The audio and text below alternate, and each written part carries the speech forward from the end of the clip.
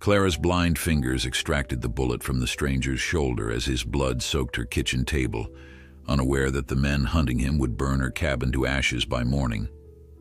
In the darkness that had been her prison for 7 years, she would find the one thing she never expected, a dangerous outlaw whose protection would become her salvation. Before we continue, don't forget to subscribe to the channel, like the video, and comment where in the world you're watching from. Let's go.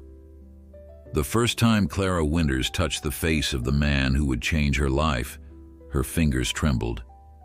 Not from fear of the unconscious stranger bleeding on her kitchen table, but from the weight of the decision she'd just made. Taking in a wounded man with a gunshot in his shoulder meant trouble, especially when that man had the calloused hands of someone familiar with both hard work and gun handles. "You're a fool, Clara Winters," she whispered to herself, the words barely audible over the howling wind that rattled the windows of her small cabin. The blizzard that had deposited this stranger on her doorstep showed no signs of relenting, the icy fingers of winter clawing at the sanctuary she'd built for herself on the outskirts of Timber Creek. Her world had been dark for 7 years now, ever since the fever that took her sight but spared her life. At 29, she'd built a quiet existence as the town's seamstress, her fingers having developed an almost supernatural sensitivity to compensate for her blindness. She could identify fabrics by touch alone, thread needles by feel, and create garments that the fine ladies of Timber Creek praised as works of art. But tonight, those same sensitive fingers were trying to extract a bullet from a stranger's flesh, guided only by touch and the ragged breathing of the man beneath her hands. "Don't die on my table," she muttered, probing the wound carefully. "I just scrubbed it clean yesterday." The man groaned, his first sign of life since she'd dragged him inside. He'd collapsed against her door, his weight nearly knocking her over when she'd opened it, responding to what she'd thought was the wind beating against the wood. Instead, it had been a fist, weakly pounding for help.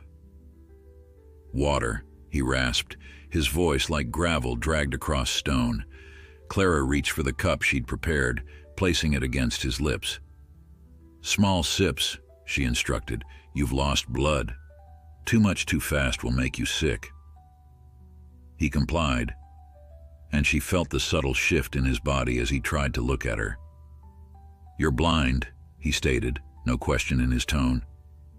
"And you're bleeding on my table," she replied evenly. "We all have our burdens to bear." A sound escaped him, something between a cough and a laugh.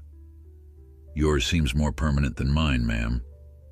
"Depends on whether I can get this bullet out," Clara said, returning her attention to his wound. "I need to finish this. It will hurt." "I've had worse," he said, then added more softly, "though not many have tried to fix me up after." Clara worked in silence, her fingers performing the delicate task with practiced precision. She'd assisted the town doctor many times before her blindness, and afterwards, her heightened sense of touch had made her surprisingly adept at certain medical procedures. Dr. Abernathy often joked that her fingers could find a splinter that his eyes missed. The bullet had gone through clean, which was fortunate. She cleaned the wound thoroughly, applied a poultice of yarrow and comfrey that she kept prepared for emergencies, and bound it tightly with strips of clean linen. "You have a name?" she asked as she wiped her hands on a damp cloth. A pause. "Smith." Clara's lips twitched. "And I'm the Queen of England. Try again." Another pause, longer this time. "Jedediah, Jed Hayes." She tilted her head, considering. The name meant nothing to her, but Timber Creek was small and isolated. News traveled slowly to their mountain valley. "Well, Mr. Hayes, you'll live. The wound needs watching for fever, and you shouldn't move that arm much for at least a week." "I'll be gone by morning," he said, trying to sit up and failing with a pained groan. "The only place you'll be going is to the floor if you try that again," Clara said sharply. "The storm's still raging, and you've lost enough blood to make a wolf think twice about eating you. You're staying put." She felt his gaze on her, assessing. Most people did that, stared at her, trying to reconcile her blindness with her competence, her youth with her solitude. She'd grown accustomed to it. "Why help me?" he finally asked. "You don't know me. Could be dangerous, taking in a stranger bleeding from a gunshot." Clara gathered her supplies, moving around the small cabin with the confidence of someone who knew every inch of their space. "Everyone in these mountains is dangerous in their own way, Mr. Hayes. The wolves, the weather, the men. I've survived them all so far." She stoked the fire, added another log, and listened to its comforting crackle. "Besides, I may be blind, but I'm not helpless. There's a loaded shotgun within my reach at all times. Been that way since my father died and left me this place." "Your father taught you to shoot blind?" There was genuine curiosity in his voice. "My father taught me to shoot before I lost my sight. Afterward, he taught me to shoot by sound." She smiled slightly at the memory. "Said just because a bear couldn't be seen didn't mean it couldn't be heard. Same goes for men with bad intentions." Jedediah fell silent at that, and Clara sensed him reassessing her. Good. Better he understand early that her blindness didn't make her vulnerable. "Get some rest," she said, heading toward the corner where her narrow bed waited. "I'll take the cot. You're too tall for it anyway." "Ma'am," he said, stopping her. "I'm obliged for the help." Clara nodded once. "Obligation noted, Mr. Hayes. We'll see if you still feel that way when the pain really sets in." Dawn arrived with pale fingers of light that Clara could sense but not see. She'd always found it curious how her body still responded to the cycles of day and night despite her blindness. The storm had passed, leaving behind the hushed silence that followed heavy snow, a blanket of quiet thrown over the world. She moved silently around the cabin, checking on her patient without waking him. His skin was warm but not feverish, his breathing steady. Whatever trouble had put a bullet in him hadn't managed to take his life, at least not yet. The knock at her door came as she was preparing breakfast, 3 sharp raps that could only be Sheriff Blackwood. No one else in Timber Creek announced themselves quite so officially. "Coming," she called softly, not wanting to wake Jedediah. She opened the door, feeling the blast of cold air rush in. "Morning, Clara," came the sheriff's deep voice. "Just checking that you weathered the storm all right." "I'm fine, Thomas," she said, blocking the doorway subtly. "As always." "Been some trouble over in Copper Ridge," he continued. "Stagecoach robbery. 2 men dead, including Marshal Parker. 3rd man took a bullet but got away. They think he might have headed this direction." Clara kept her expression neutral, a skill she'd perfected despite her blindness. People often forgot that the blind still controlled their facial muscles. "Is that so?" she replied. "Well, not much passes through here, especially not in a blizzard." She felt the sheriff's hesitation, the slight shift of his weight on her porch. "You'd tell me if you heard anything unusual, wouldn't you, Clara? Man like that is desperate. Dangerous." "Of course, Thomas," she said smoothly. "But the only unusual thing last night was how my roof didn't leak for once. Must have finally frozen solid." The sheriff chuckled. "Well, that is unusual. I'll send Jimmy by later to check on you." "No need," Clara said quickly. "I'm well stocked and prefer my solitude, as you know." Another pause. "All right then. Stay warm, Clara." She closed the door, listening to his footsteps crunch away in the snow before turning to face the room. "The marshal?" she asked quietly. "That who you shot, Mr. Hayes?" From the table came the soft sound of movement. "He shot first," Jedediah said simply. "And I didn't rob any stagecoach." Clara leaned against the door. "Then why does the sheriff think you did?" The silence stretched between them, taut as a freshly strung thread. "Because," he finally said, "sometimes a man gets blamed for things he didn't do when he's done enough things he should be blamed for." Clara moved away from the door, her mind racing. She'd just lied to the sheriff, a man she'd known since childhood, to protect a stranger who'd admitted to shooting a marshal. Either she'd lost her senses entirely, or her instincts were telling her something her conscious mind hadn't yet accepted.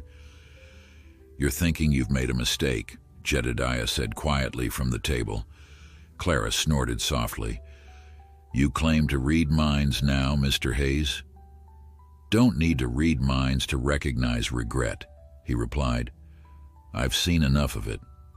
She busied herself with the coffee pot, measuring grounds by touch and feel. "What I regret is that I can't see your face to judge whether you're lying to me." The chair creaked as he shifted. "Most folks with eyes get lied to every day without knowing it. Being blind just means you've learned to listen for different tells." Clara paused, surprised by his insight. Most people spoke to her with either pity or discomfort, rarely acknowledging her blindness so directly, let alone suggesting it might provide its own kind of perception. "And what tells would those be?" she asked, genuinely curious. "Breathing changes when a man lies. Voice tightens. Words come too fast or too slow." He paused. "But you already know that, don't you?" Clara placed the coffee pot on the stove and turned toward him. "Tell me about the marshal, then. I'll listen for your tells." Jedediah was silent for so long that Clara wondered if he'd fallen asleep. When he finally spoke, his voice was low, measured. "I was hired to protect the stagecoach, not rob it. Marshal Parker was working with the bandits. When I figured it out, he tried to kill me. I shot back. He wasn't wearing his badge, and I didn't know who he was until after." Clara listened intently, not just to his words, but to the spaces between them, the rhythm of his breathing, the tension in his voice. She'd developed this skill over years of darkness, learning to hear what couldn't be seen. "Who hired you?" she asked, a slight hesitation. "Man named Wells Fargo. They've been losing shipments on that route." "And you're what, a hired gun?" "Sometimes," he admitted.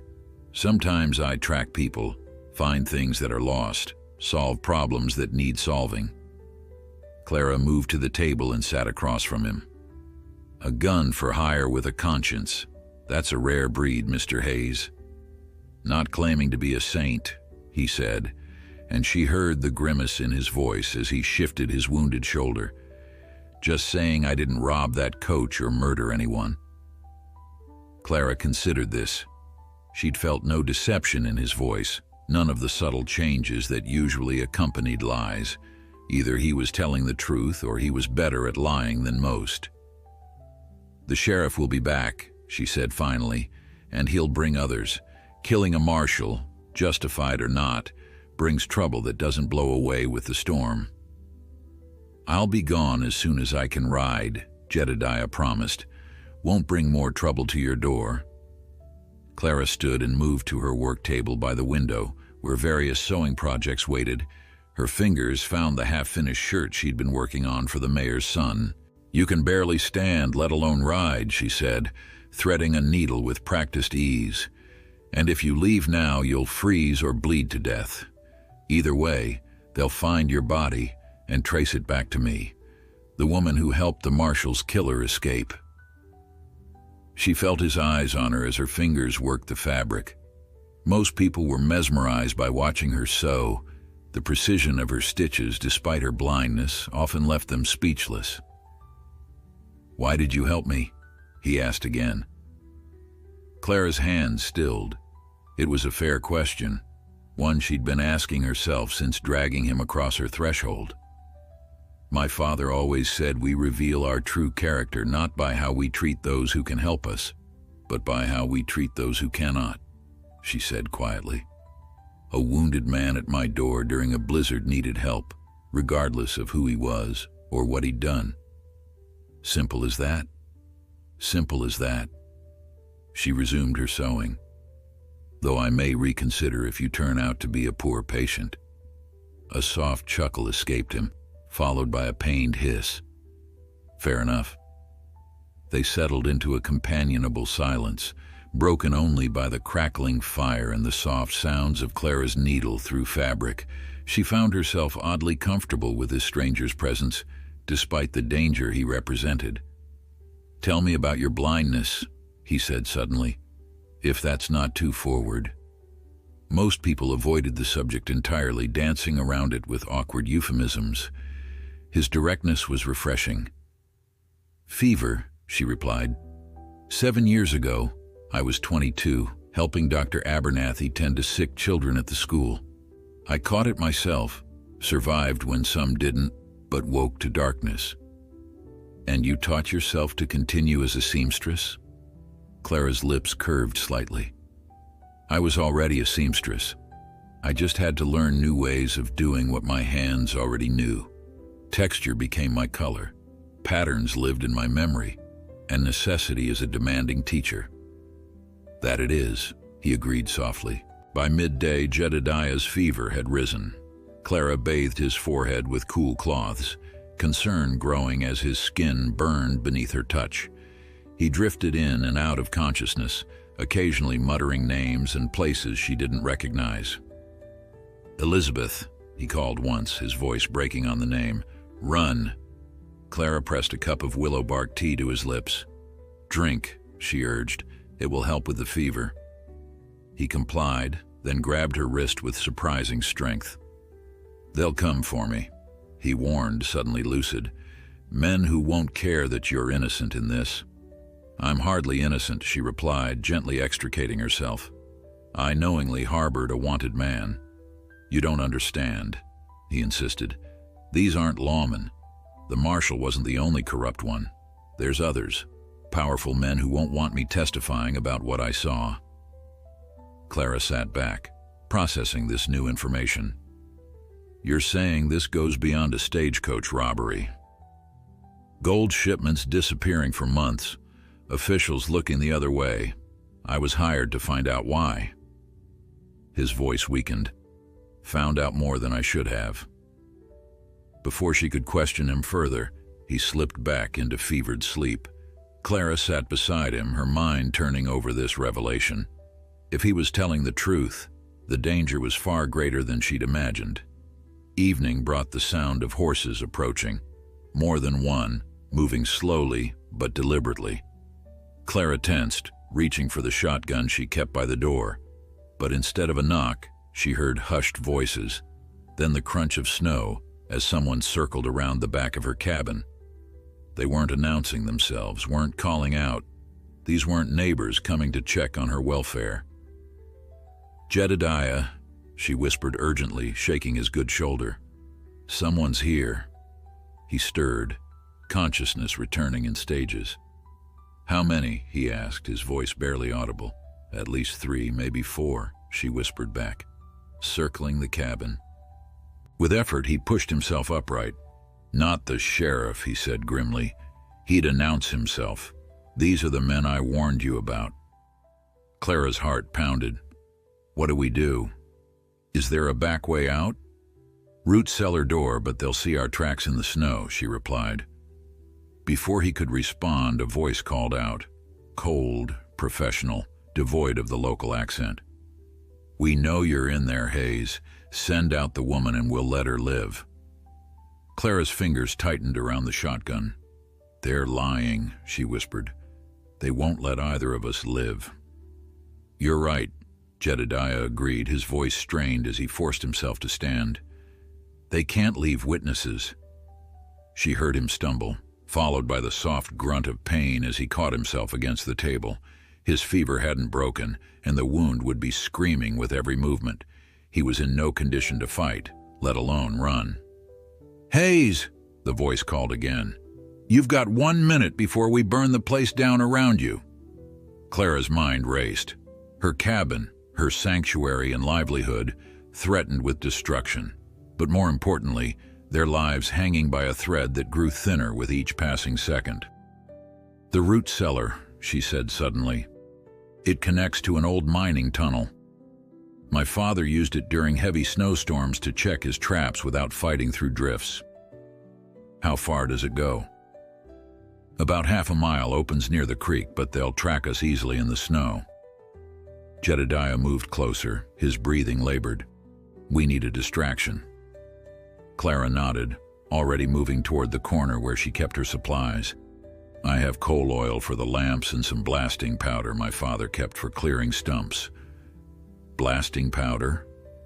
There was surprise in his voice, followed by a soft, pained laugh. You're full of surprises, Miss Winters. Clara, she corrected, gathering the items by touch. If we're going to die together, you might as well use my given name. Clara, he repeated softly. Then more urgently. They're moving into position. I can see them through the window. She worked quickly, combining the materials with practiced hands.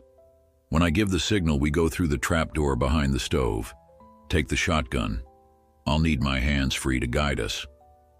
30 seconds, Hayes, the voice shouted. Clara finished her preparation, then moved to Jedediah's side, pressing the makeshift explosive into his hand. Can you throw with your good arm? We need this to hit the woodpile on the north side.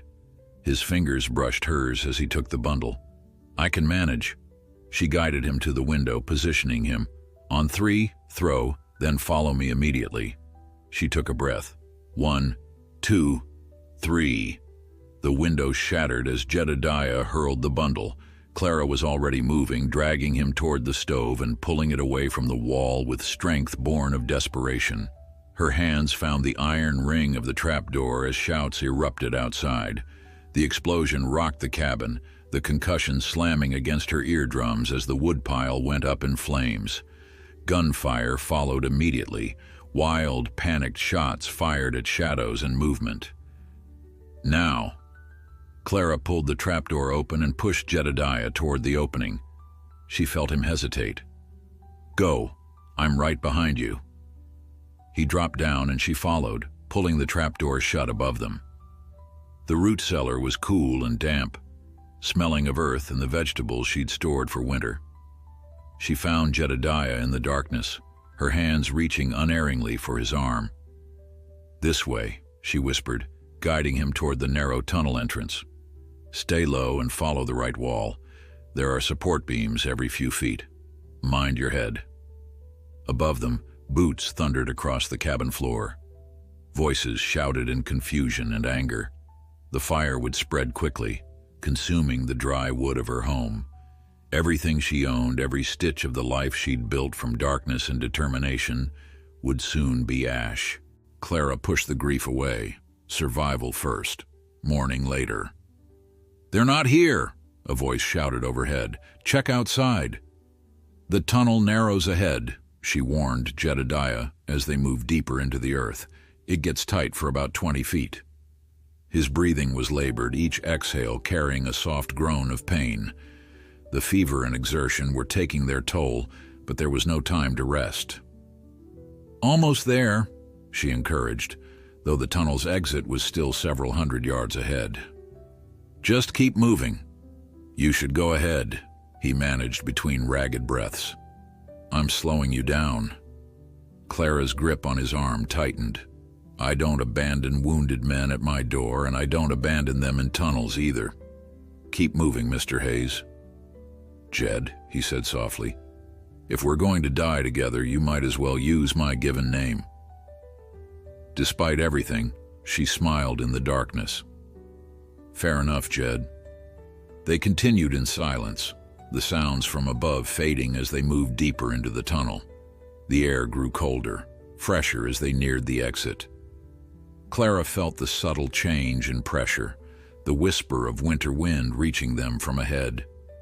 Stop, she whispered suddenly, her sensitive ears picking up sounds near the tunnel's mouth. Someone's outside. They froze, pressed against the cold earth walls. Voices drifted to them, faint but distinct. Check everywhere. They must have had a bolt hole. They couldn't have gotten far. He was shot, remember? Clara felt Jed tense beside her. The men had anticipated their escape route, or at least suspected it. The tunnel's exit was being watched. Is there another way out? Jed asked, his voice barely audible. Clara hesitated. No, but there's a side chamber about 20 feet back. My father used it for storing pelts. We might be able to hide there until they give up. They retreated, Clara leading the way to the small cavern carved into the tunnel wall. It was barely large enough for both of them, forcing them to press close together as they crouched in the darkness. Jed's fever-hot skin radiated heat in the confined space. She could feel his heart pounding, the tremor in his muscles as his body fought both infection and exhaustion.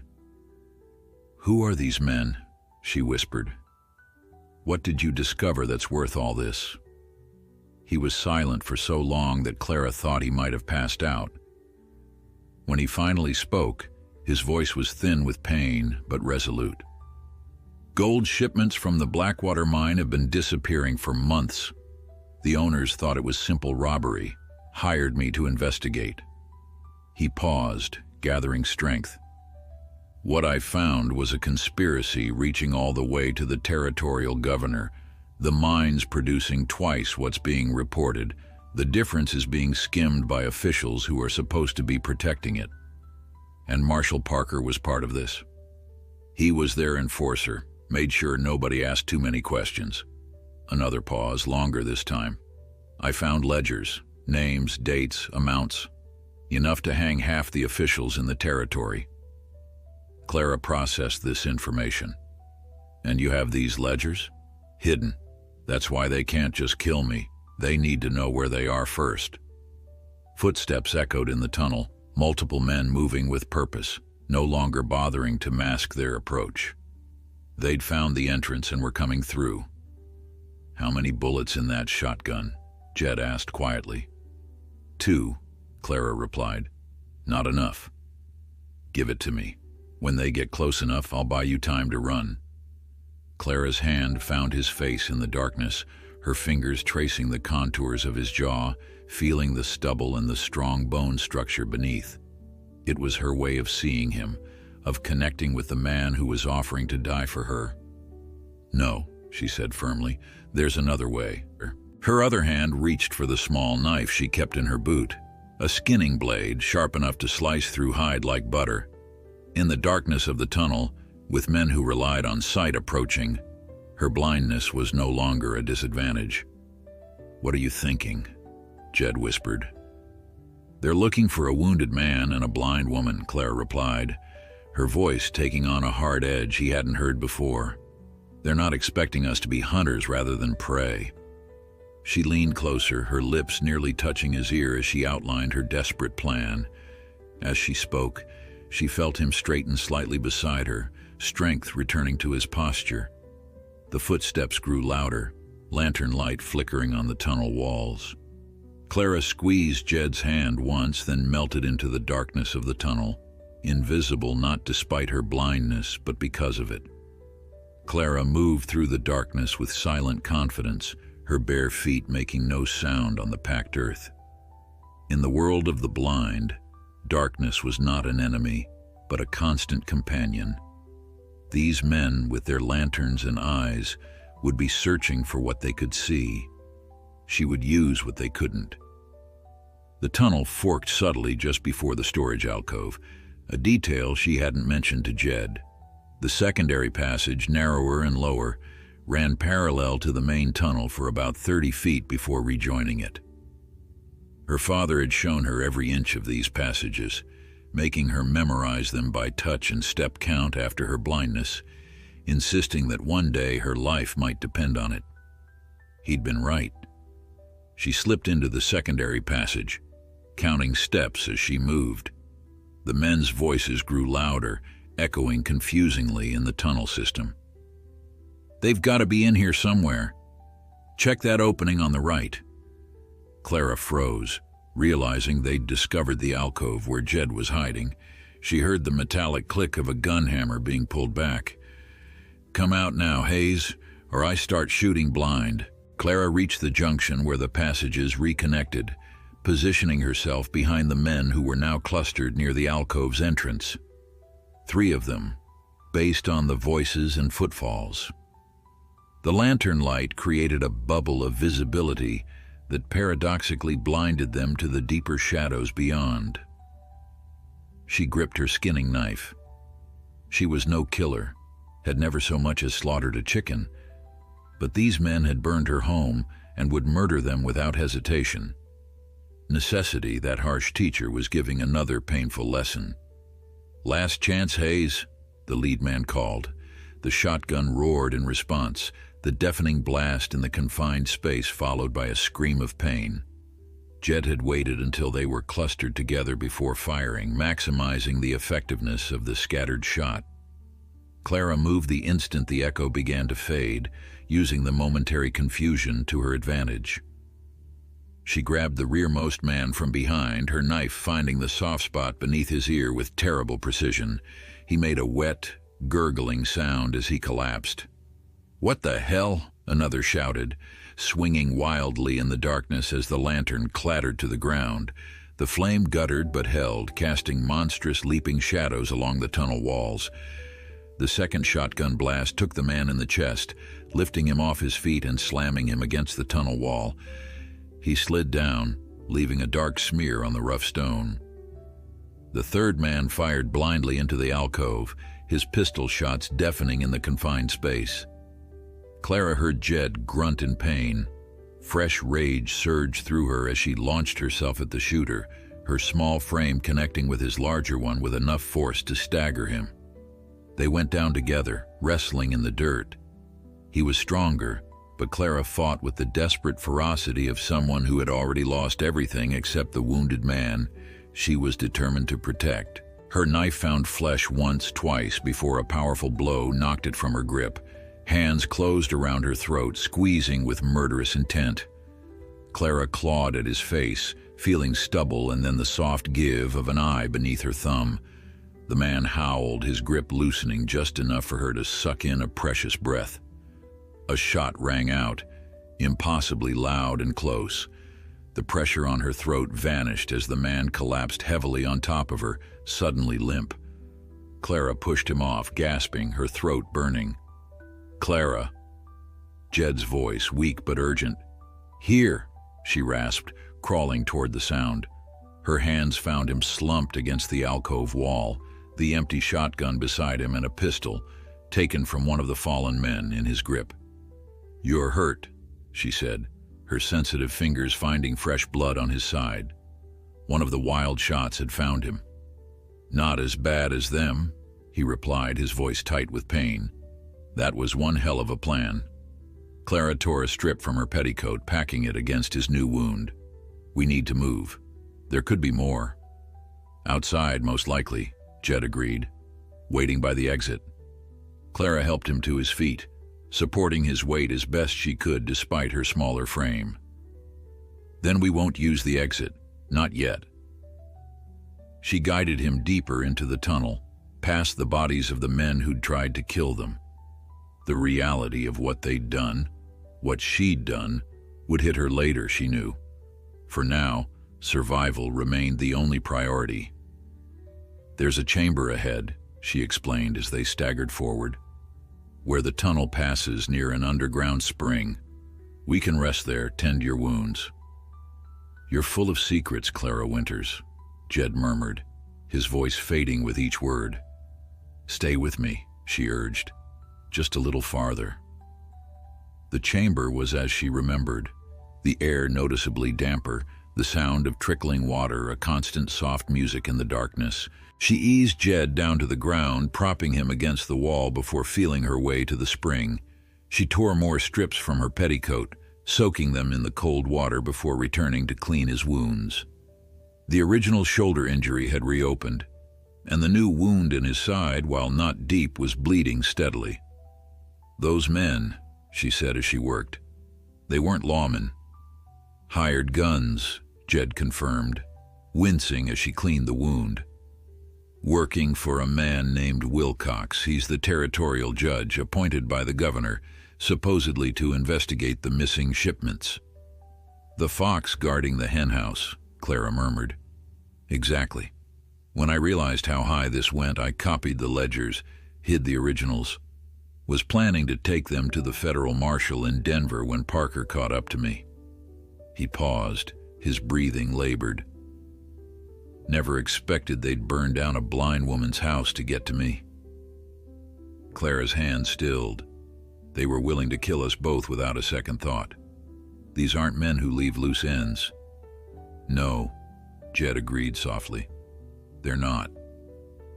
They sat in silence for a moment, the gravity of their situation settling over them. They'd killed 3 men. Clara's home was destroyed. They were wounded, exhausted, and trapped underground, with unknown numbers waiting above. I'm sorry, Jed said suddenly, for bringing this to your door. Clara resumed bandaging his side. You didn't bring it. Fate and a blizzard did. Still, you've lost everything because of me. Her hands moved up to his face, fingers gently tracing his features in the darkness, the strong jaw, high cheekbones, the slight crook in his nose that suggested it had been broken at least once. It was her way of truly seeing him, of connecting beyond words. Not everything, she said softly. Jed's hand came up to cover hers, holding it against his cheek. The simple gesture carried more meaning than either was ready to acknowledge. We should rest, Clara said, breaking the moment. Regain our strength before we try for the exit. They'll be watching it, Jed reminded her. Yes, but they don't know these tunnels like I do, and they don't know how to move in darkness. She settled beside him, sharing warmth in the cool underground chamber. Besides, they might think we're already dead. Small blessing if they do, Jed murmured, his voice growing fainter as exhaustion claimed him. Clara listened to his breathing even out as he slipped into sleep. Her mind worked through their options, none of them good. They needed help, but who could they trust? Sheriff Blackwood? He seemed honest, but in a conspiracy this widespread, anyone could be involved. Her thoughts turned to the hidden ledgers Jed had mentioned, evidence that could expose the entire operation. If they could retrieve those ledgers and get them to honest authorities, perhaps they could end this nightmare. But first, they had to survive the night. Clara leaned her head back against the cool stone wall, allowing herself a moment of grief for her lost home. The cabin had been her father's final gift to her, a place she could navigate confidently despite her blindness, where every item had its place, where she'd built a life of independence against all odds. Now it was gone, and she was a killer, hiding in a hole in the ground with a wounded outlaw who'd somehow become her only ally in the world. What would you think of me now, Father? She whispered to the darkness. The spring's gentle burble offered no answer, but as Clara drifted into uneasy sleep, her hand still resting protectively on Jed's arm, she thought she knew. Her father had raised her to be a survivor, and survive she would, whatever it took. Clara woke to the sound of Jed's labored breathing. Her sensitive ears immediately registered the change, the slight wheeze on each exhale, the irregular rhythm that spoke of pain and rising fever. She reached for him in the darkness, fingers finding his forehead slick with sweat. Jed, she whispered, gently shaking him. Wake up. He stirred, a low groan escaping his lips. Clara?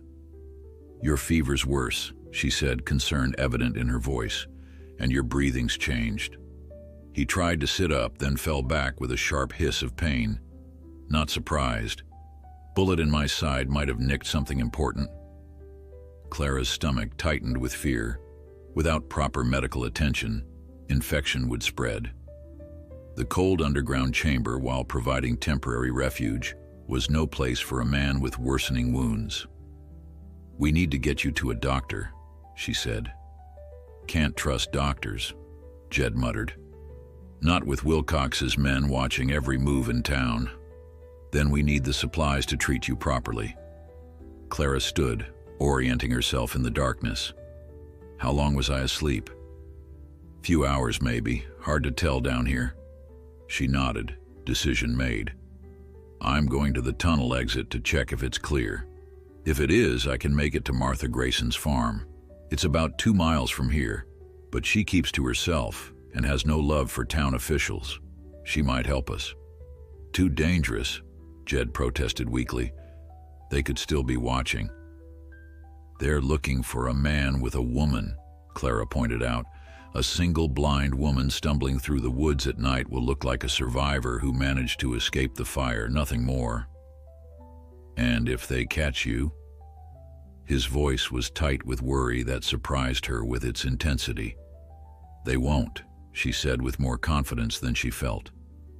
"I know these woods better blind than most do with sight. My father made sure of that." "Your father sounds like a remarkable man." Clara smiled sadly in the darkness. "He was. Knew from the moment I lost my sight that the world wouldn't make allowances for me, so he made sure I didn't need any." She knelt beside Jed, checking his bandages. The bleeding had slowed, but his skin burned beneath her touch. "I need to go now while you're still strong enough to wait for my return." Jed's hand caught hers, squeezing with surprising strength. "Take the pistol. You need it more than I do." "Clara." Something in his voice, an emotion she couldn't quite identify, made her pause. "I've met hardened soldiers with less courage than you, but courage won't stop a bullet. Take the damn pistol." After a moment's hesitation, she accepted the weapon, tucking it into the waistband of her skirt. "I'll be back as soon as I can." "I know you will," he replied softly. "Seems to me you're a woman who keeps her promises." Clara squeezed his hand once more before standing. "Rest. Save your strength." She moved through the tunnel with confidence, counting steps and running her hand along the wall for guidance. The pistol was a heavy, unfamiliar weight against her lower back, a reminder of how drastically her life had changed in less than 24 hours. As she neared the tunnel exit, Clara slowed, her senses straining for any sign of danger. She dropped to her hands and knees for the final approach, crawling silently until she felt the subtle change in air temperature that marked the opening. She paused, listening intently. The night was quiet. Too quiet. No nocturnal animals rustling in the underbrush. No owls calling. Someone was out there disturbing the forest's natural rhythm. Clara retreated slightly, considering her options. The tunnel had a secondary exit, more of an air shaft than a proper passage, that her father had used for ventilation when smoking pelts. It would be a tight squeeze, but she could manage it. 20 minutes later, she emerged from a narrow opening half concealed by a fallen log, 100 yards east of the main exit. She lay still, letting her ears map the forest around her. Two men, based on their breathing patterns, stationed near the primary tunnel opening. They spoke occasionally in low murmurs, their words indistinct but their alertness evident. Clara smiled grimly. They were watching the wrong hole. She oriented herself, using the gentle slope of the ground and the sound of the creek in the distance. Martha Grayson's farm lay to the northwest, beyond the ridge. Clara began to move, keeping low and stepping carefully to avoid twigs and dry leaves. The forest had been her playground as a child, and even after blindness claimed her sight, she'd continued to explore it with her father's guidance. Now that familiarity might save both her life and Jed's.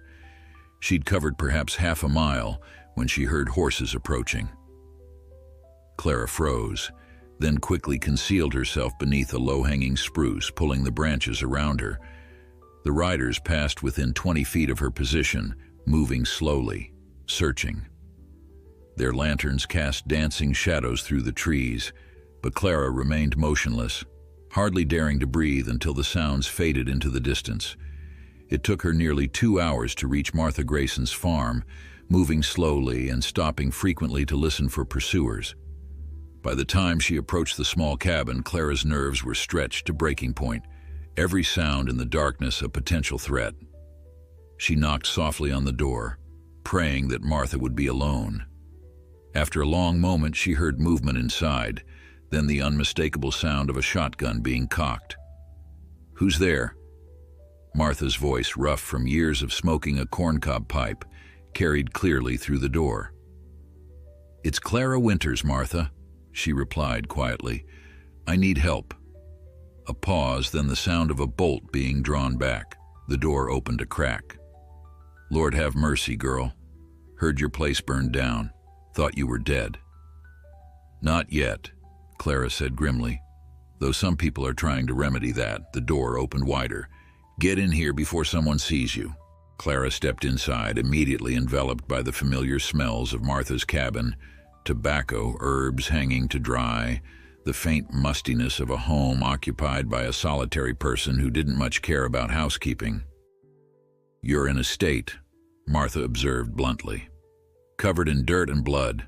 That yours?" "Some of it," Clara admitted. "Martha, I need supplies. Bandages, alcohol, laudanum if you have it, and food."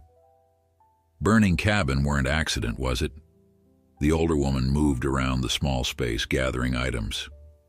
"This have something to do with the men riding all over, asking questions about strangers?" "Yes," Clara said simply, deciding that Martha deserved honesty. "I'm helping someone, a good man who uncovered something terrible. People in power want him dead, and me along with him now." Martha snorted. "Always said them fancy folks in territorial offices were no better than bandits with papers." She pressed a bundle into Clara's hands. Bandages, whiskey for cleaning, willow bark for pain. Some jerky and biscuits too. "Thank you," Clara said, heartfelt gratitude in her voice. "I can't pay you now, but—" "Don't insult me, girl," Martha interrupted. "Your daddy helped me when my Frank died, never asked for nothing. Besides, anyone them vultures want dead is a friend of mine." Clara hesitated, then asked, "Have you heard anything about Sheriff Blackwood being involved in anything questionable?" "Thomas? Nah. Too straight-laced for his own good. Why?" "Trying to figure out who we can trust," Clara explained. "The men after us include a marshal and a territorial judge." Martha was quiet for a moment. "Thomas was asking after you this morning. Seemed genuinely worried when he heard about the fire. Don't think he's part of whatever mess you're in." This was valuable information. If Blackwood could be trusted, he might be their way out of this nightmare. "One more thing," Clara said. "I need clean clothes and a horse if you can spare one." "Taking him someplace safe?" Martha asked as she moved to a trunk in the corner. Clara nodded. "Trying to. He's badly wounded." "Figured as much." Martha pressed a bundle of clothing into Clara's hands. "My Frank's things. Been sitting here since he passed. Might be big on your friend, but clean at least." The generosity brought unexpected tears to Clara's eyes. "Martha, I don't know how to thank you." "Stay alive," the older woman replied gruffly. "That'll be thanks enough."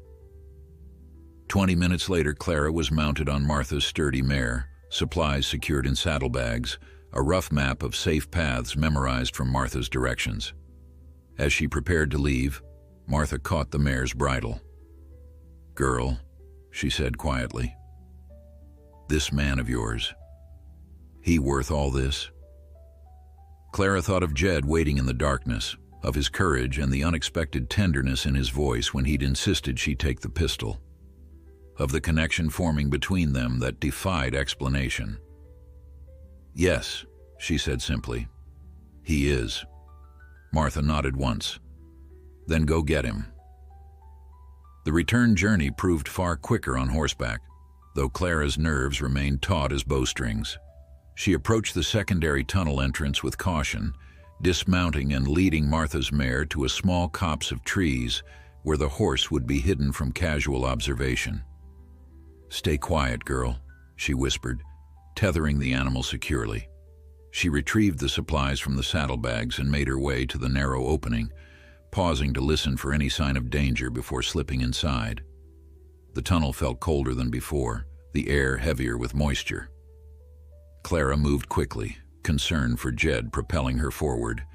When she reached the spring chamber, she called his name softly. No response. Jed? She tried again, louder this time, fear clutching at her throat. A weak cough answered her, followed by his voice, thin and strained. Still here. Started to think. You weren't coming back. Clara rushed to his side, her hands finding him slumped against the wall, his skin burning beneath her touch. I told you I would, she said, relief flooding her voice. I've brought supplies, medicine. She worked quickly, uncorking the whiskey bottle and soaking a clean cloth. This will hurt, she warned before pressing it to his wounds. Jed's entire body tensed, a hiss of pain escaping through clenched teeth, but he didn't cry out. Clara cleaned both injuries thoroughly, her touch gentle but methodical. The wound in his side worried her most. The flesh around it felt hot and slightly swollen, the first signs of infection taking hold. Drink, she instructed, pressing a small bottle of willow bark tincture to his lips. It will help with the fever and pain. He complied without argument, a testament to how poorly he felt. When she finished rebandaging his wounds with the clean strips Martha had provided, she helped him drink water from a canteen.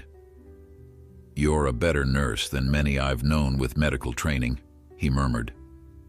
I assisted our town doctor before my blindness, she explained, arranging the food she'd brought.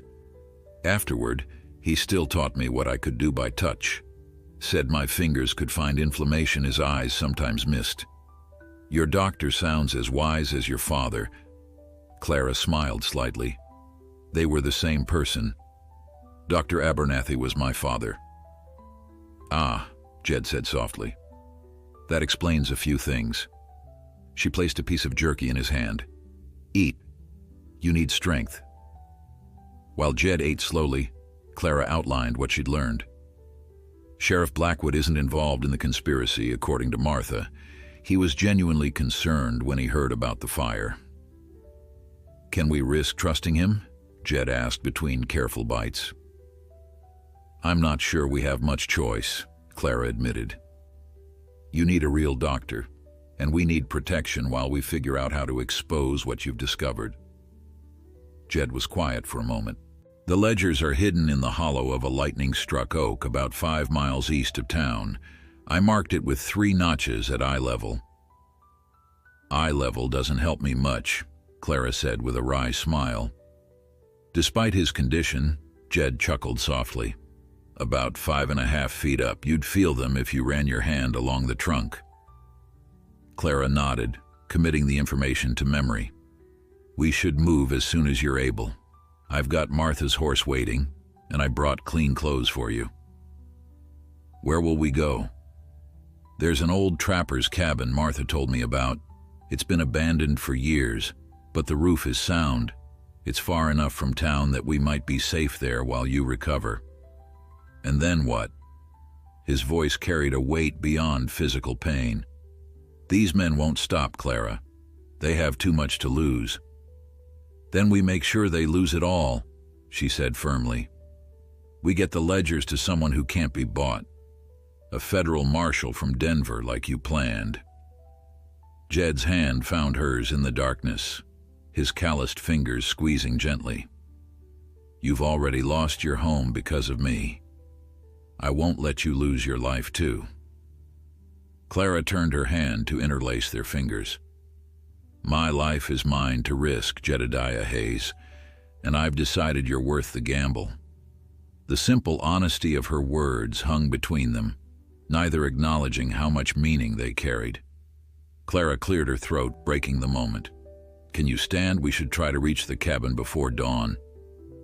With her help, Jed managed to get to his feet, though he leaned heavily against her.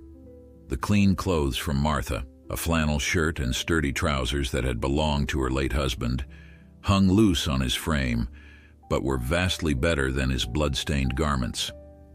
Their progress through the tunnel was painfully slow, Jed's breathing growing more labored with each step. By the time they reached the exit, he was trembling with exhaustion. Rest here, Clara instructed, helping him sit. I'll bring the horse closer. The night air was sharp with frost when she emerged, the forest quiet except for the distant hoot of an owl. Clara retrieved Martha's mare, whispering soothing words as she led the animal to the tunnel entrance. Getting Jed mounted was a challenge that nearly defeated them both. Twice he almost collapsed, and when he finally settled in the saddle, Clara could hear the effort it took for him not to cry out in pain. "I'll lead us," she said, taking the reins. "You focus on staying upright." The trapper's cabin lay 3 miles to the west, deep in a section of forest most locals avoided due to its rough terrain and reputation for harboring mountain lions.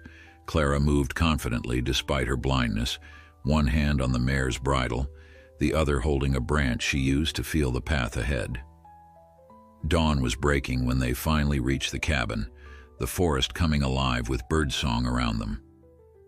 Clara helped Jed dismount and half-carried him inside, her strong seamstress's arms supporting his much larger frame. The cabin was small but dry, the air stale from disuse. Clara helped Jed to a narrow cot in the corner, relieved to find it relatively clean and intact. "Rest," she said, pulling a blanket from Martha's supplies to cover him. "I'll secure the horse and check our surroundings." "Clara," he called as she turned to leave. "Thank you." The simple words carried a depth of gratitude that made her throat tighten. "Save your strength," she replied softly. "We're not safe yet." After tending to the mare and exploring the perimeter of the cabin by touch, Clara returned to find Jed in a fitful sleep, his brow furrowed in pain, even in unconsciousness. She sat beside him, gently bathing his forehead with cool water. His fever hadn't broken, and the rattle in his breathing concerned her. Without proper medical attention, she feared his condition would only worsen. They needed help, professional help, and soon. Clara's fingers brushed a strand of hair from his forehead, the gesture tender and unconscious. In just 2 days, this man had somehow become vital to her in ways she couldn't fully articulate. His courage, his determination to expose corruption despite the risk to himself, the gentle respect with which he treated her blindness, all of it had slipped past her carefully constructed defenses. "Hold on," she whispered. "Just hold on a little longer." As morning light filtered through the cabin's single grimy window, Clara made her decision. They couldn't wait for Jed to recover enough to travel. She would have to bring help to them, and that meant trusting Sheriff Blackwood with their lives. She found paper and a stub of pencil in Martha's supplies. Though she couldn't see what she wrote, years of practice had taught her to form letters by feel, keeping the lines straight by using the edge of the paper as a guide. "Sheriff Blackwood," she wrote. "I am alive. The fire was set by men working for Judge Wilcox. They are part of a conspiracy involving gold theft from the Blackwater mine. I have a witness with evidence who needs medical attention. Come alone to Holloway Creek at noon. Follow the markers, 3 stones stacked on tree stumps. Trust no one in official positions." She signed it simply. Clara Winters. Getting the note to Blackwood without being seen would be nearly impossible, unless she used the same skills that had kept her alive thus far. Clara checked on Jed once more, left water and food within his reach, and slipped out of the cabin. "I'll be back," she promised, though he couldn't hear her. With help or not at all. Clara approached Timber Creek with the caution of a hunted animal. She'd traveled most of the way on foot, leaving Martha's mare at the cabin for a potential quick escape. The morning had advanced, bringing with it the bustle of the small town coming to life, sounds that helped Clara navigate as she slipped between buildings, avoiding the main streets. Sheriff Blackwood's office sat at the end of 2nd Street, adjacent to the small jailhouse. Delivering the note directly would be too risky. Clara needed a messenger she could trust. The answer came in the form of Jimmy Pearson, a 12-year-old boy who ran errands around town. Clara had sewn shirts for his family for years, often letting his mother pay in eggs and milk rather than money. Jimmy was sharp-witted and discreet, qualities Clara desperately needed now. She waited behind the general store, until she heard his distinctive whistling as he swept the boardwalk. "Jimmy," she called softly. "It's Clara Winters." The whistling stopped abruptly. "Miss Clara," he whispered, approaching cautiously. "Everyone thinks you're dead." "I need to stay that way a little longer," she replied. "Can you help me?" "Course I can." His voice carried absolute certainty, the uncomplicated loyalty of youth. "Ma's been crying since she heard about your cabin. She'll be mighty happy you're alive. No one can know yet, Jimmy, it's important." Clara pressed the folded note into his hand, along with a silver dollar, nearly the last of her money. "Take this to Sheriff Blackwood, only to him, directly into his hands. Tell him it's urgent, but don't tell him it's from me. Can you do that?" "Yes'm, right away." The boy's voice lowered conspiratorially. "Are you in some kind of trouble, Miss Clara?" "The kind where good people are counting on brave young men like you," she answered, knowing it would appeal to his sense of adventure, while impressing upon him the seriousness of the task. "I won't let you down," Jimmy promised. She heard him tuck the note into his pocket, the paper crinkling against the fabric. "I know you won't. Now go, quickly." Clara remained hidden, listening as Jimmy's footsteps receded. She couldn't risk staying in town long, but she needed to know if Blackwood would help before she returned to Jed. The wait stretched interminably.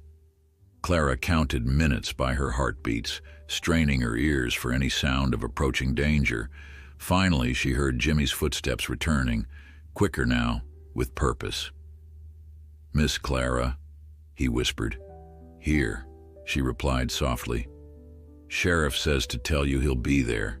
Says to be careful, there's men asking questions all over town showing your picture and one of some fellow with dark hair." He paused. "Miss Clara, are those the bad men?" "Yes," she answered simply. "Very bad men, which is why no one can know you saw me." "I won't tell a soul," Jimmy promised solemnly. "Sheriff said the same thing. Said it was a matter of life and death." Relief washed through Clara. Blackwood had understood the gravity of her message. "Thank you, Jimmy. You've been braver than most grown men today. Can I do anything else?" Clara hesitated, then asked, "Is Dr. Abernathy in town?" "Yes'm. He's been helping folks with winter colds at his office." "Good." Clara squeezed the boy's shoulder. "Now go on back to your sweeping. Remember, you never saw me." "Never saw who?" Jimmy replied with a smile in his voice, before his footsteps retreated once more. Clara made her way out of town through the back alleys and service paths she'd memorized years ago. The journey back to the cabin took longer than she'd hoped. Each step weighted with worry for Jed's worsening condition. When she finally reached the cabin, she found Jed awake but barely coherent, his fever having climbed higher in her absence. "They're coming," he mumbled as she bathed his forehead. "Need to move. Not safe." "Help is coming," she assured him, her voice steadier than her nerves. "The sheriff will bring Dr. Abernathy. He delivered me into this world and patched me up through childhood.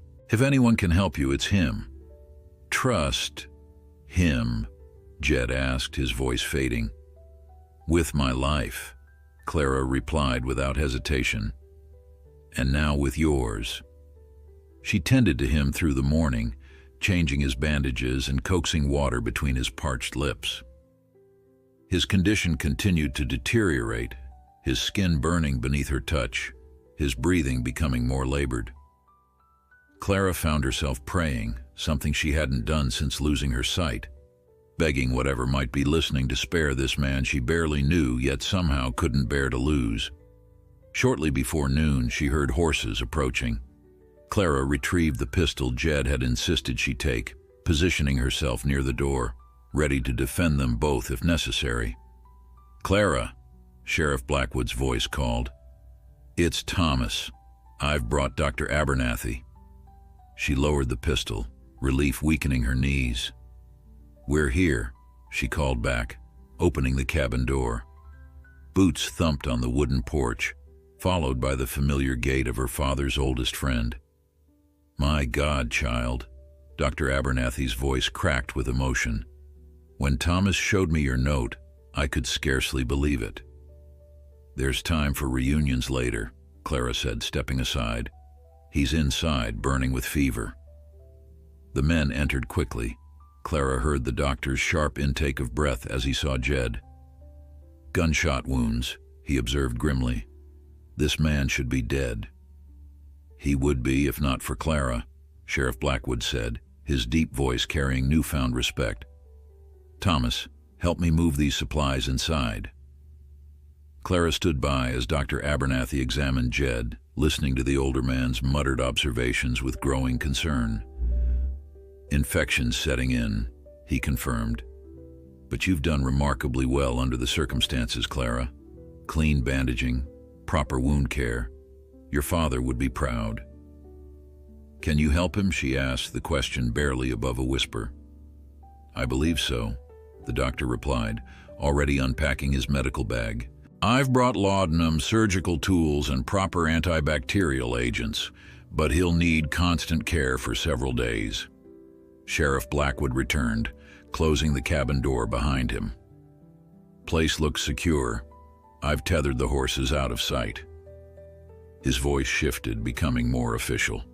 "Now, Clara, I need you to tell me everything. Your note mentioned Judge Wilcox and the Blackwater mine."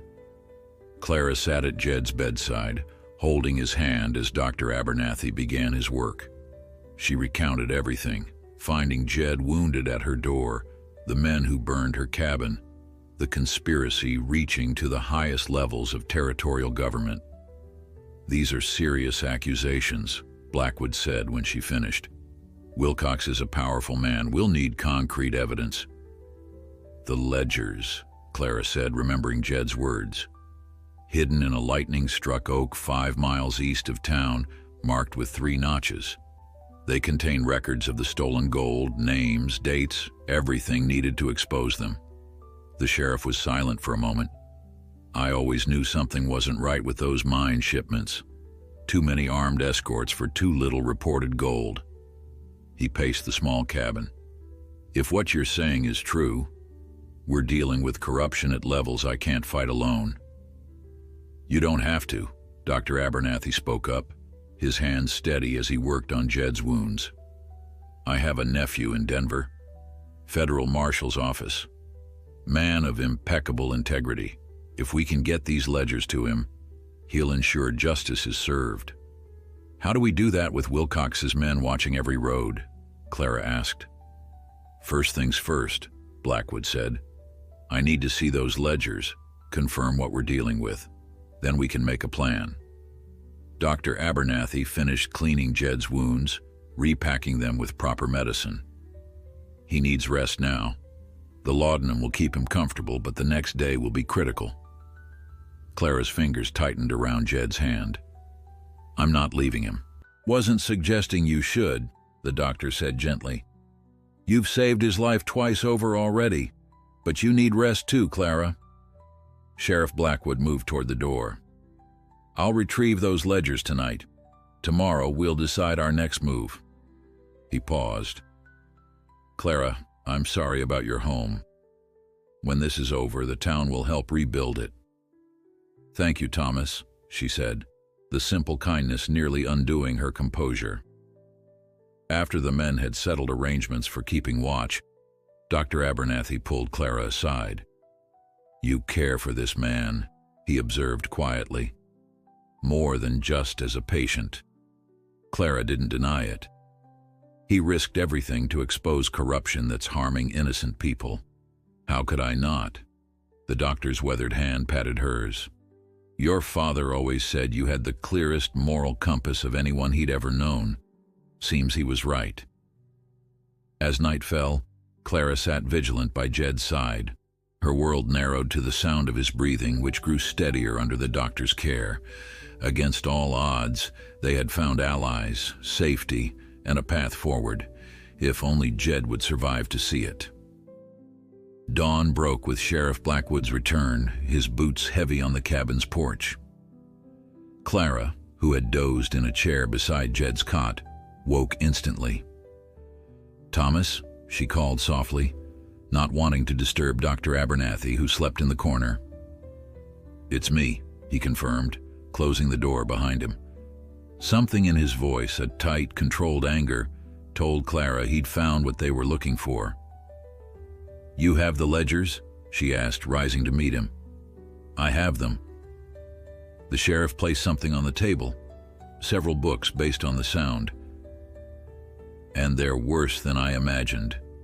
Names, dates, amounts, all meticulously recorded. Gold diverted from Blackwater Mine for nearly 3 years. Over $50,000 worth." Dr. Abernathy stirred, joining them at the table. "Who's involved?" "Judge Wilcox, Marshal Parker, 3 territorial officials, and—" Blackwood paused. "Governor Harrison himself." The doctor whistled low. "No wonder they're desperate to silence your friend." "How is he?" the sheriff asked. "Better," Dr. Abernathy answered. "Fever's down, infections responding to treatment. He's young and strong. With continued care, he should recover." Relief flooded through Clara. She'd been so focused on immediate survival that she'd hardly dared hope for Jed's recovery. "What do we do now?" she asked, returning to the problem at hand. "These ledgers need to reach federal authorities," Blackwood said firmly. "But every road out of the territory will be watched. Wilcox controls too many men." "Not every road," Dr. Abernathy interjected. "The old mining trail through Raven Pass hasn't been used in years, not since the Silver Creek operation shut down. It's treacherous, especially in winter, but it connects to the Denver Road 40 miles south." "Can a wagon make it through?" Blackwood asked. "No," the doctor admitted, "but riders could if they knew the way." Clara listened intently, mapping the geography in her mind. Her father had taken her hunting in those mountains before her blindness. She remembered the narrow paths, the steep drops, the way sound echoed strangely among the rock formations. "I know that pass," she said. "My father showed me every inch of it." "Clara," Dr. Abernathy's voice carried warning. "That was before I lost my sight?" she finished for him. "Yes, but I remember it perfectly. The way the wind moves through the rocks, the echo patterns, the changes in ground texture. I could navigate it." Both men fell silent, and Clara knew they were exchanging glances, the kind sighted people shared when they thought a blind person was being unreasonable. "It's too dangerous," Blackwood finally said. A weak voice from the cot interrupted them. "She can do it." Clara turned quickly. "Jed?" "I'm awake," he confirmed, his voice stronger than it had been in days. "And she can do it." I'd trust Clara's senses over most men's eyesight. Warmth spread through her chest at his confidence. She moved to his side, finding his hand and squeezing it gently. "How do you feel?" "Like I've been shot twice and dragged through a mountain tunnel," he replied with a hint of his dry humor returning. "But I'll live, thanks to you." Dr. Abernathy approached, checking Jed's pulse and forehead. "Fever's almost gone. You're a lucky man, Mr. Hayes."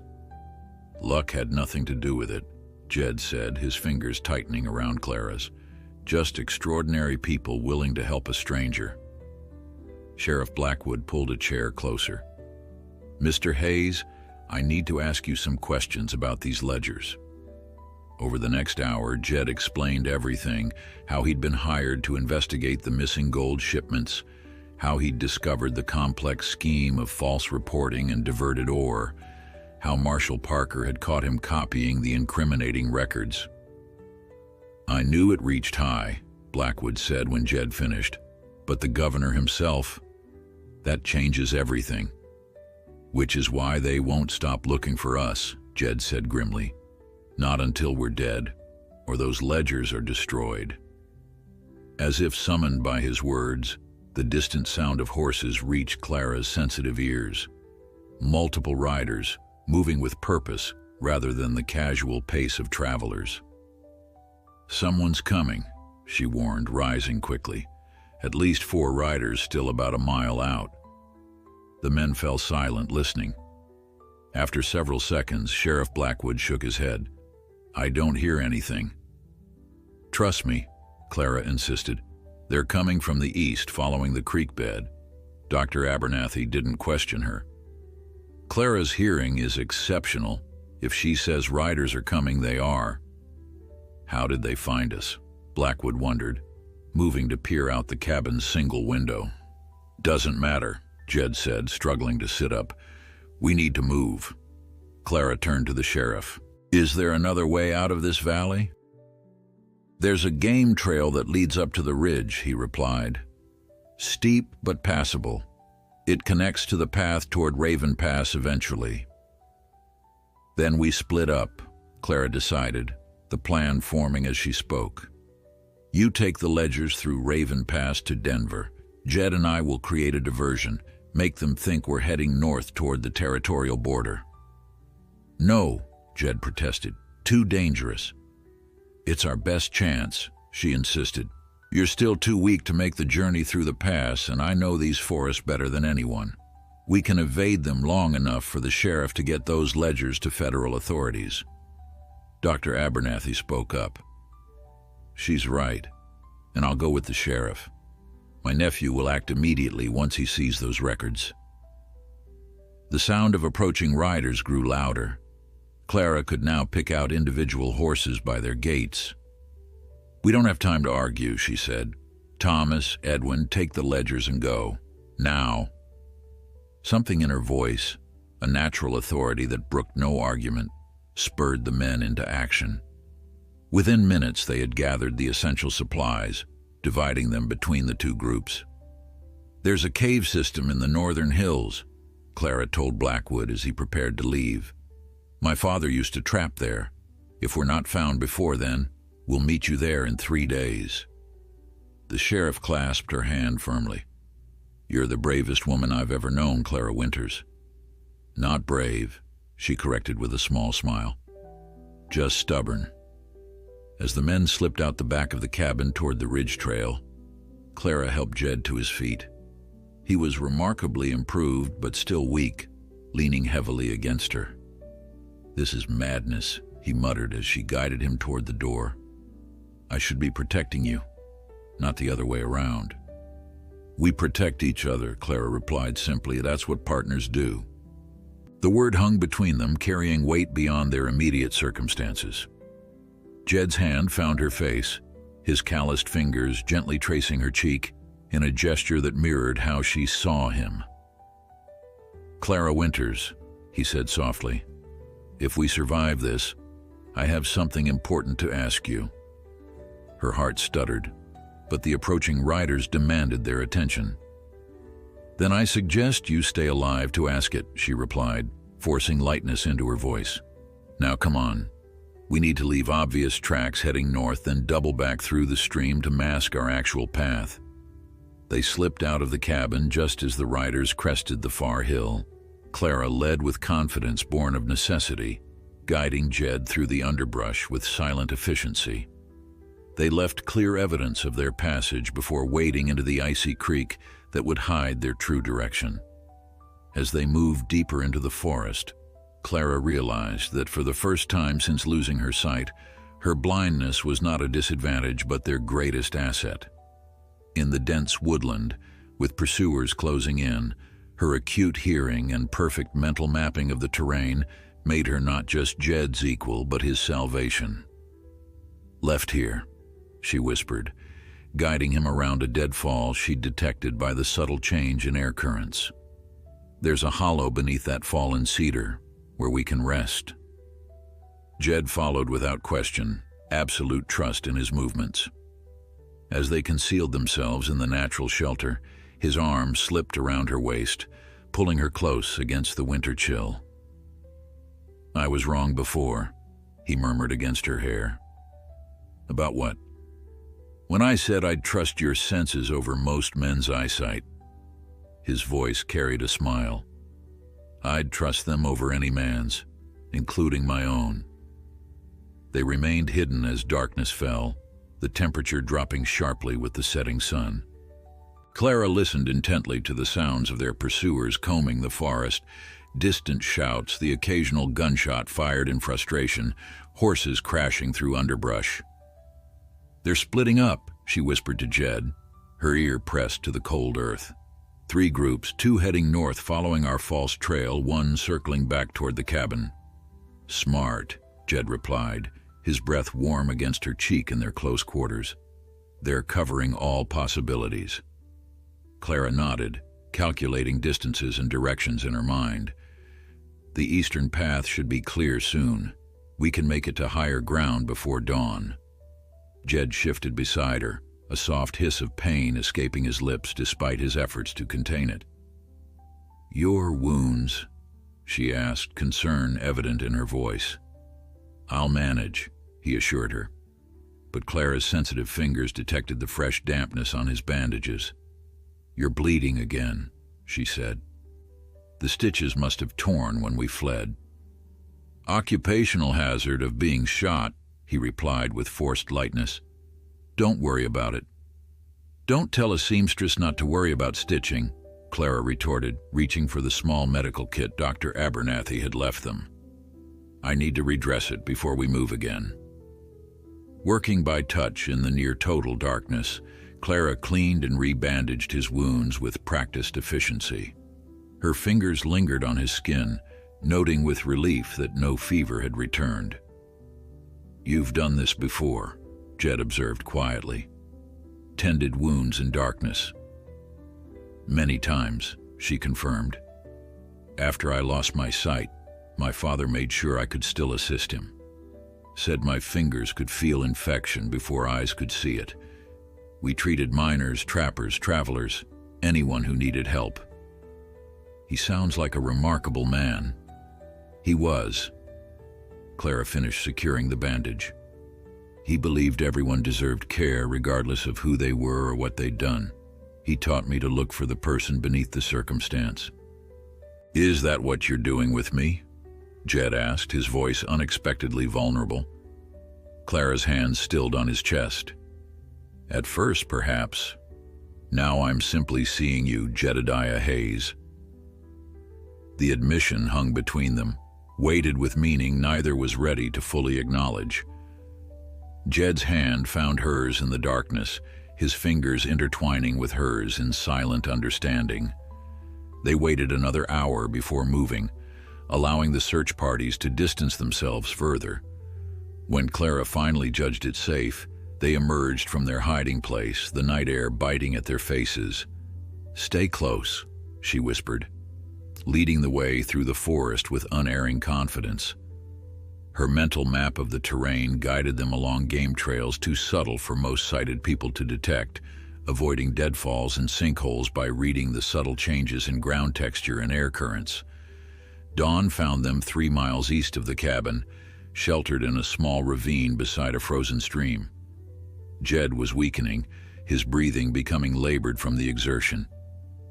Clara forced him to rest, melting snow for drinking water and rationing the meager supplies they'd brought. "We should reach the cave system by nightfall," she said, offering him jerky from their provisions. "We can rest properly there. It's defensible, with multiple exits." Jed took the food, his fingers brushing hers. "You never cease to amaze me," he said quietly. "Most people with sight couldn't navigate these woods half as well." "Most people with sight rely too much on their eyes," Clara replied. "They don't listen to the forest, feel its rhythms, smell its changes." "What do you hear now?" he asked. Clara tilted her head, focusing her attention outward. Wind from the northwest, carrying the scent of snow, more coming by evening, a fox denning about 50 yards west, and, she stiffened suddenly, horses, still distant but moving in a search pattern. They haven't given up. "Of course not," Jed said grimly. "Too much at stake. If those ledgers reach Denver, half the territorial government goes to prison." They moved on within the hour, Clara setting a careful pace that balanced speed with Jed's endurance. By midday, the promised snow began to fall, fat flakes that quickly blanketed the forest floor. "Good," Clara murmured. "It will cover our tracks." "And make it harder to move," Jed pointed out, his breathing increasingly labored. Clara squeezed his arm encouragingly. "Not for us. I don't need to see the path to follow it." They pressed on through the thickening snowfall, the forest growing eerily silent around them. Clara relied on her mental map and the subtle changes in terrain underfoot, confidently leading them eastward toward the distant hills where the cave system waited. It was mid-afternoon when disaster struck. A sudden crack of gunfire split the silence, followed by Jed's grunt of pain and the sickening thud of him falling to the snow-covered ground. "Jed!" Clara dropped beside him, hands frantically searching for the wound. "Found them!" a voice shouted from behind them. "Over here!"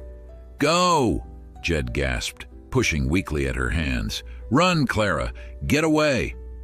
Her fingers found the injury. A bullet had grazed his thigh, painful but not immediately life-threatening. "Not without you," she said fiercely, pulling him up. "Come on."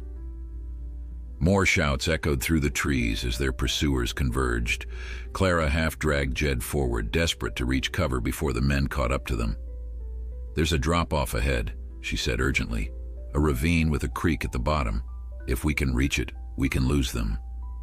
Jed stumbled alongside her, leaning heavily on her shoulder. "How far?" "100 yards, maybe less." Another shot rang out, closer this time, the bullet splintering bark from a tree beside them. Clara quickened their pace, ignoring Jed's pained breathing and the growing sound of pursuers closing in. "Almost there," she encouraged, feeling the subtle change in the ground that indicated the approaching ravine edge. "Just a little further." The ravine appeared exactly where she remembered, a 15-foot drop to the creek bed below. In summer, it would have been a simple matter to descend the rocky slope. Now, covered in snow and ice, it was treacherous. "We'll never make it down in time," Jed said, the sounds of their pursuers now frighteningly close. "We don't need to," Clara replied, pulling him along the edge. "There's a hollow beneath an overhang just ahead. My father and I used to shelter there during storms." She found it by memory and touch, a small cavity beneath the ravine's lip, partially concealed by exposed tree roots and overhanging stone. They squeezed inside just as the first of their pursuers reached the ravine's edge. "They must have gone down," a voice called from directly above them. "Spread out. Check the creek bed." Clara and Jed remained motionless, barely breathing as boots crunched in the snow overhead. For agonizing minutes, men searched the area, voices calling back and forth as they scoured the ravine and surrounding forest. "Nothing down here," someone shouted from below. "Keep looking. They couldn't have vanished." The search continued until dusk, men combing every inch of the ravine and surrounding area. Throughout it all, Clara and Jed remained hidden in their precarious shelter, her arms around him both for warmth and to steady him as pain and blood loss weakened him further. Finally, reluctantly, the searchers withdrew, their voices fading into the gathering darkness. "They're gone," Clara whispered after long minutes of silence, her lips close to Jed's ear. "For now." He sagged against her, the last of his strength ebbing. "You did it," he murmured. "You saved us again." "We're not safe yet," she cautioned, feeling his forehead for signs of returning fever. Finding none, she carefully examined his new wound. "The bullet only grazed you, but you've lost blood. We need to get to the caves." "I don't think I can make it that far tonight," Jed admitted, the confession clearly costing his pride. Clara considered their options. The temperature was dropping rapidly, the snow continuing to fall. Moving through the forest at night with Jed in his weakened state would be dangerous, but staying in their current exposed position might be worse. "We'll rest here until midnight," she decided, "then move under cover of darkness. The caves are less than 2 miles now. Jed's hand found hers, squeezing weakly. Clara, he said, his voice suddenly serious. If I don't make it— Don't, she interrupted fiercely. Don't you dare give up now, not after everything we've survived. His fingers traced her face in the darkness, mapping her features as she had once mapped his. Not giving up, he assured her.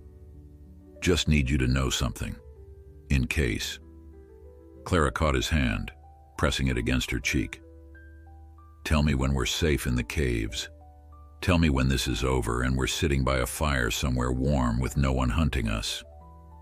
Deal, he whispered, and she felt him smile against her hair as she settled beside him to wait out the dangerous hours until midnight.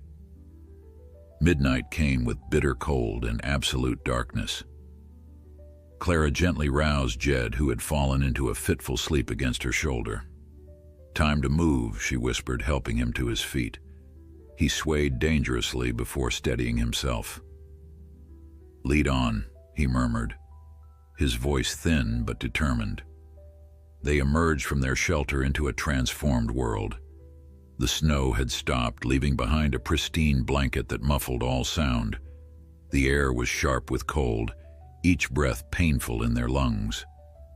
Overhead, stars blazed in crystalline clarity, their light reflecting off the snow in a soft glow that would have been beautiful had Clara been able to see it. The snow's deep, Jed observed as they took their first steps. Nearly knee-high in places. Good, Clara replied. It will slow down anyone still searching.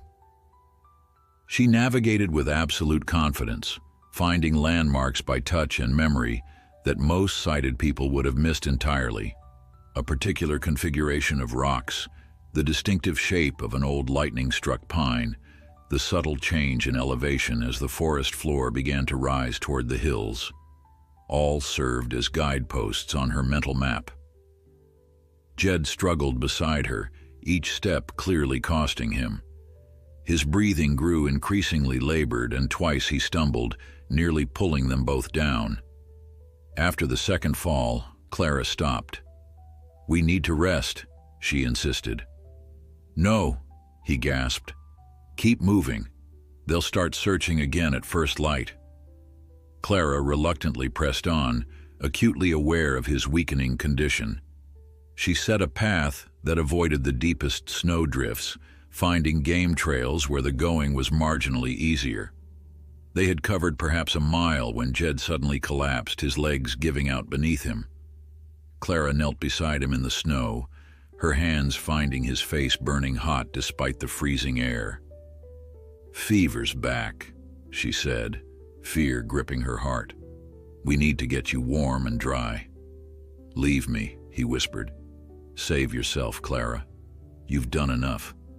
Shut up, she replied fiercely. I didn't drag you through tunnels and forests to abandon you now.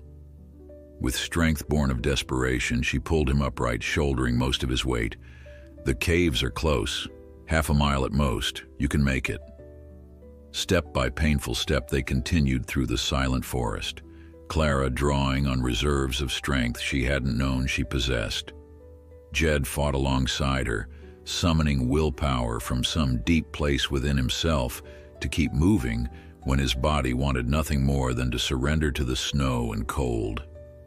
The eastern sky was beginning to lighten when Clara finally felt the change in the air that indicated the cave entrance. We're here, she breathed, guiding Jed toward the narrow opening between two massive boulders. Inside, the temperature was marginally warmer, the air still and dry. Clara helped Jed to a sitting position against the cave wall before feeling her way deeper into the familiar space. There should be supplies, she explained, searching methodically. My father kept emergency provisions in all his shelters. Her questing hands found what she sought, a small cache of firewood wrapped in oilcloth to keep it dry, and a metal box containing matches, jerky, and a flask of whiskey. Within minutes, she had a small fire burning, its warmth beginning to push back against the bone-deep cold. You're a miracle, Jed murmured as she helped him closer to the flames. Clara unwrapped his leg wound, cleaning it carefully before applying a fresh bandage from their dwindling supplies. The bullet graze wasn't deep, but combined with his previous injuries and exposure to the elements, it had taken a severe toll. "Drink," she instructed, offering the whiskey flask.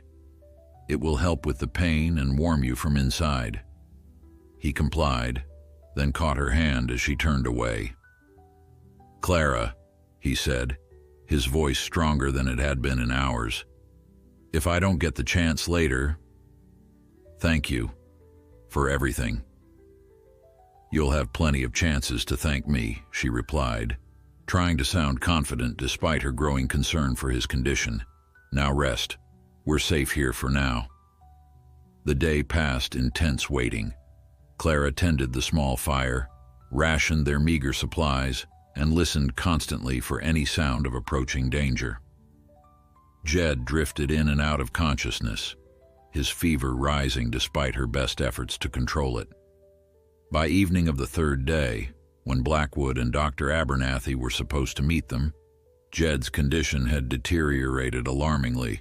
His breathing was shallow and rapid, his skin alternating between burning hot and frighteningly cold. "Stay with me," Clara pleaded, bathing his forehead with melted snow. "Just a little longer." Outside, a storm had blown in, howling around the cave entrance and making it impossible for Clara to hear if anyone approached.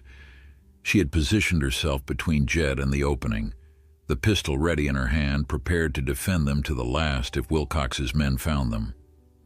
It was nearly midnight when she heard footsteps crunching through the snow outside. Clara raised the pistol, her fingers steady on the trigger. "Clara?" Sheriff Blackwood's voice called. "Are you in there?" Relief washed through her so powerfully she nearly dropped the gun. "Thomas, in here!" Moments later, the sheriff entered, followed by Dr. Abernathy and two men Clara didn't recognize. "Thank God," Dr. Abernathy exclaimed, immediately moving to Jed's side. "We feared the worst when you weren't at the first cave." "Had to change course," Clara explained, exhaustion suddenly crashing over her now that help had arrived. "We were discovered. Jed was shot again." One of the strangers stepped forward. "Ms. Winters, I'm Federal Marshal Abernathy. Your courage has helped expose the largest corruption scheme in territorial history." "The ledgers?" she asked, caring only that their suffering hadn't been in vain. "Safely delivered," Sheriff Blackwood confirmed. "Judge Wilcox and Governor Harrison were arrested yesterday. Their men have scattered or surrendered." Dr. Abernathy looked up from examining Jed. "He needs immediate medical attention. The fever's dangerously high." "There's a wagon waiting at the forest road," Marshal Abernathy said. "We can transport him to town." Clara refused to leave Jed's side as they carefully carried him through the snowy forest to the waiting wagon. Throughout the journey back to Timber Creek, she held his hand, whispering encouragement even though she wasn't sure he could hear her. "You promised to tell me something," she reminded him. "When we were safe. You have to keep that promise, Jed. You have to stay with me."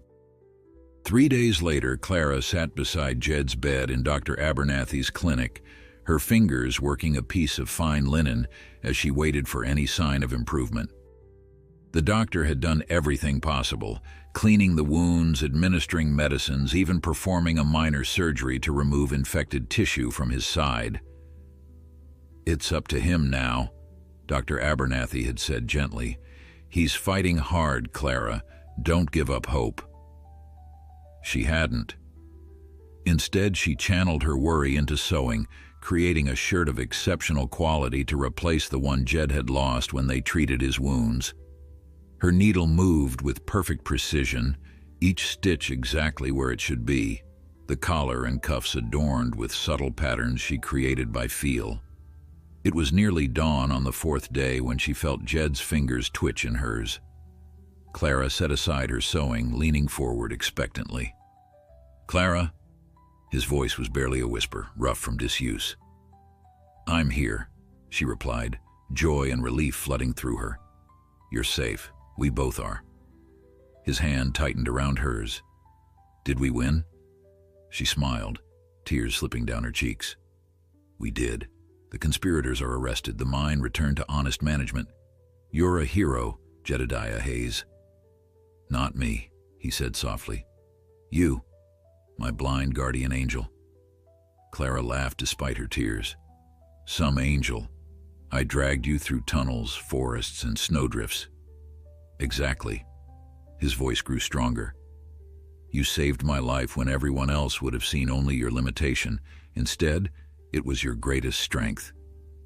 He struggled to sit up, and Clara helped him, arranging pillows behind his back. When he was settled, his hand found her face, gently tracing her features as he had in the forest. I promised to ask you something when we were safe, he said. Clara's heart quickened. I remember. I have nothing to offer except a complicated life and a heart that's yours if you want it, Jed said simply. Would you consider building something with me, Clara Winters? Something honest and true like you? She turned her face into his palm, kissing it softly. I would. I am. In the quiet room with dawn breaking outside, they held each other, a blind seamstress who had navigated darkness to save a man's life, and a wounded outlaw who had seen her more clearly than anyone ever had. Your eyes were the first thing I noticed about you, Jed murmured against her hair. Not because they couldn't see, but because they reflected such a beautiful soul. Clara smiled. And your voice was the first thing I noticed about you. It told me everything I needed to know. What did it tell you? That you were worth saving, she replied simply. And I was right.